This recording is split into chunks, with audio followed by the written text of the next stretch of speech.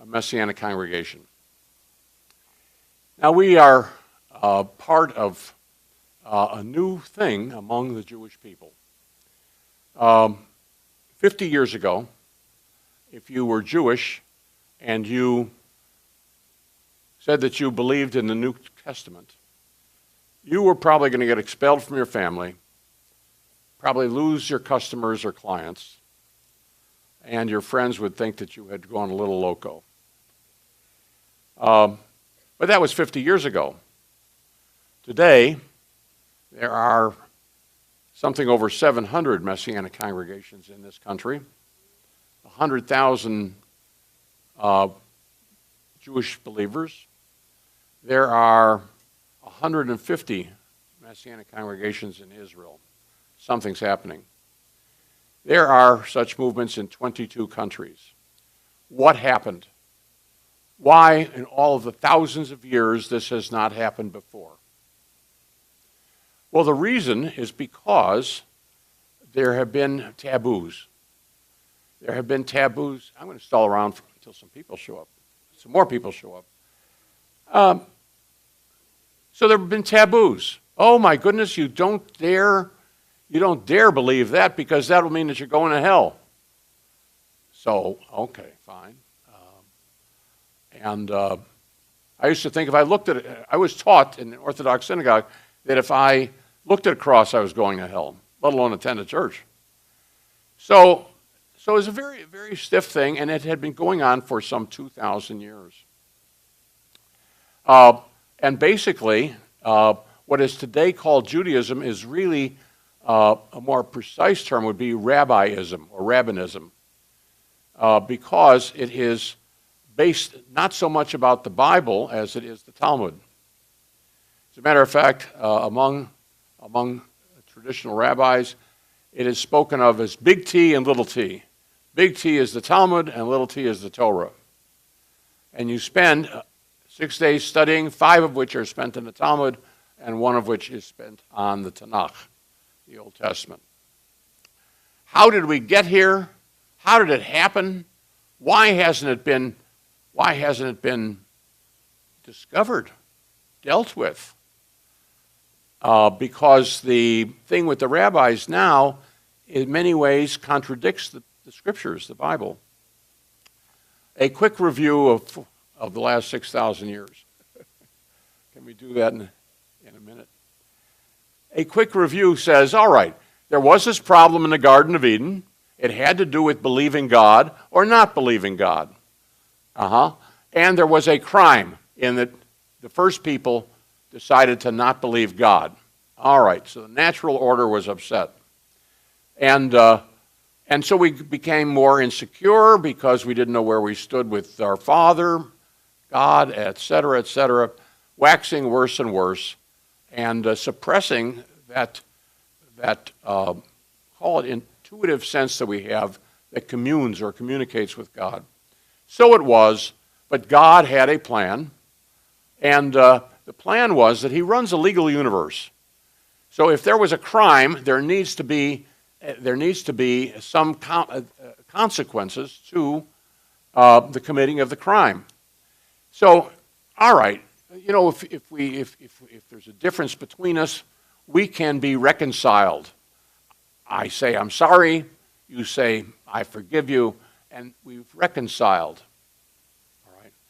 But if we want to have restored trust, we have to go to a deeper level. The deeper level is we have to prove our sense of sincerity. Words are cheap. Okay? And we know that from our daily lives. Somebody can do something lousy to you and say, oh, I'm so sorry. And that's supposed to, well, actually, it was devastating, but, it's just sloughed off. But if the person does something to prove their sincerity and it costs them something, now we can have a full restoration of trust. So how could that be? What could be done to restore mankind into its original situation? Well, there needed to be a sacrifice. There's a problem with the sacrifice in that whatever we sacrifice is impure, and God doesn't allow impure things into heavenly places. So, but God had a plan, and he gives us clues of what to expect in his solution. And the clues are given in prophecy. Not to worry.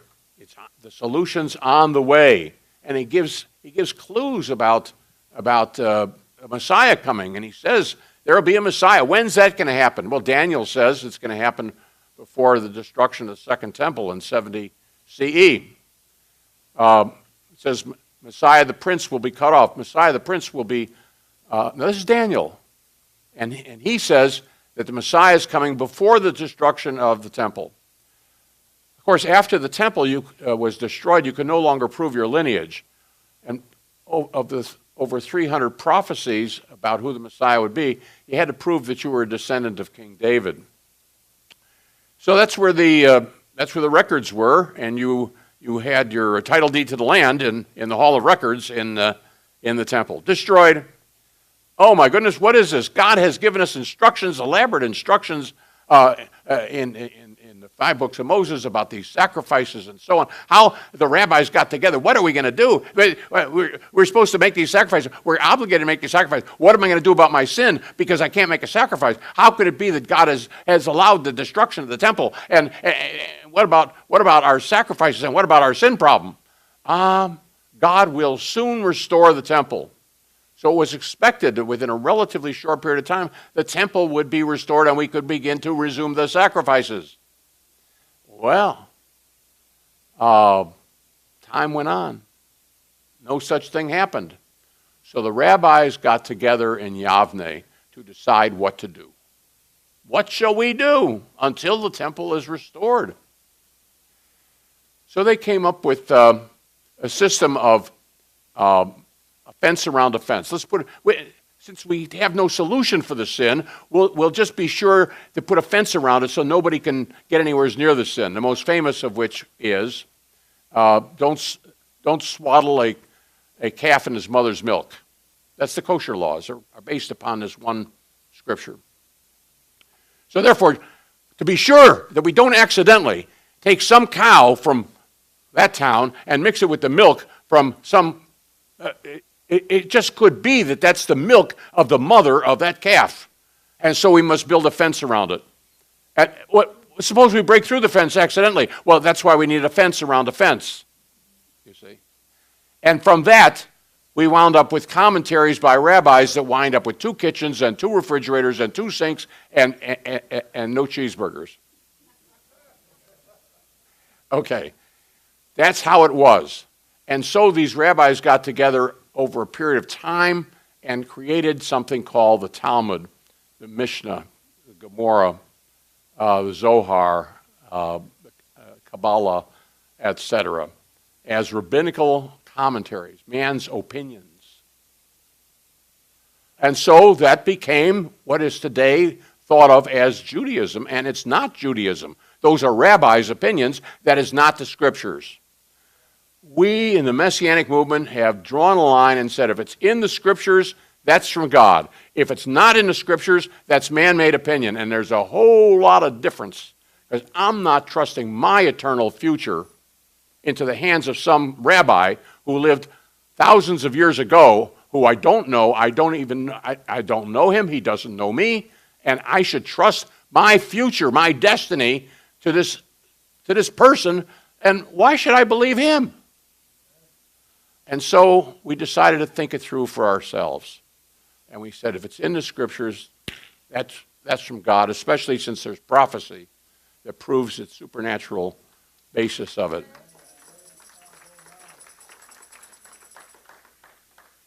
So today, that's where we are.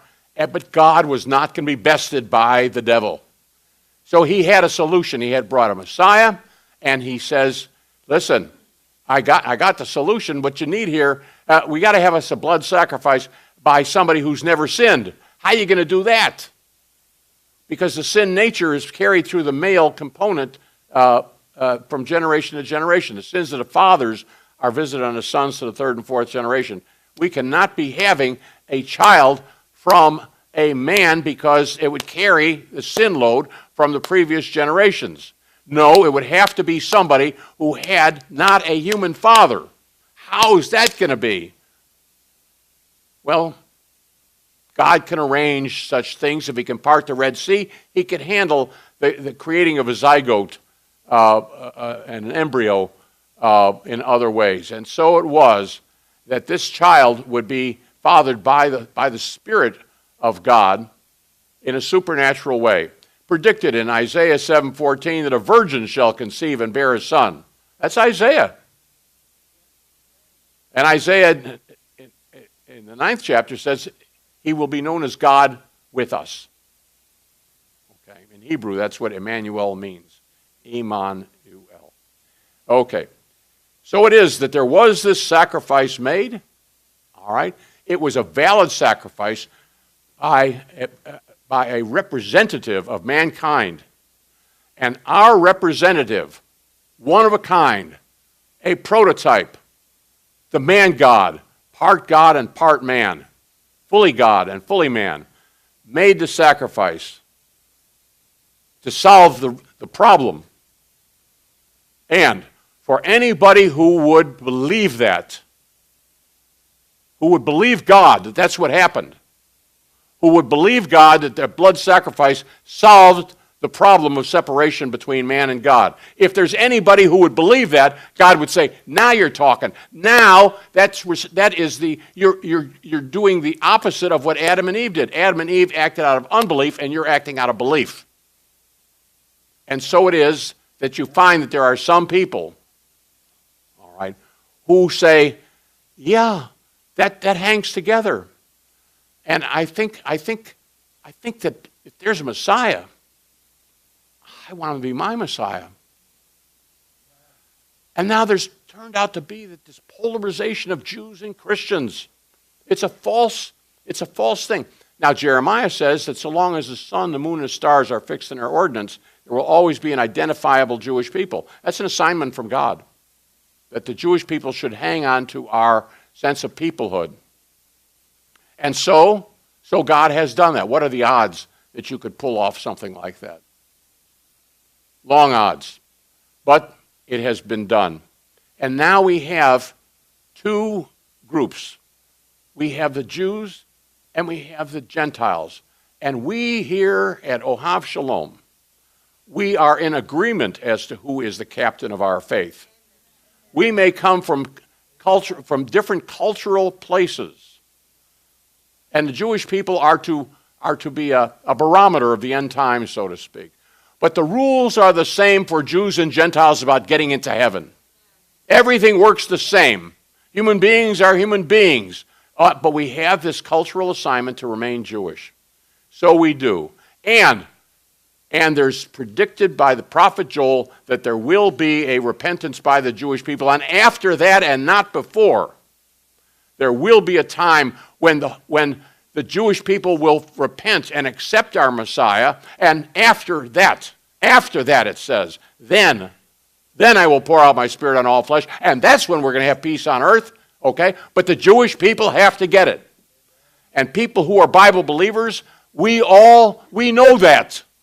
We know it cannot be skipped over. We say, Maranatha, Lord, come soon. But that's the Jewish people got to get it. So if we're really part of the Peace Corps and we really are involved with wanting peace on earth, why, what we got to do is we got to get it together and let's get this done. And so we wind up with tens of thousands, if not millions of Gentile believers who have joined with the Jewish people, the Jewish believers, and who say, I want to be part of that. I want to be part of the middle of what's going on. I want to be part of the Bible in my generation. And we're a small cog in that very big wheel, and we call it Ohav Shalom, Messianic congregation. Hallelujah.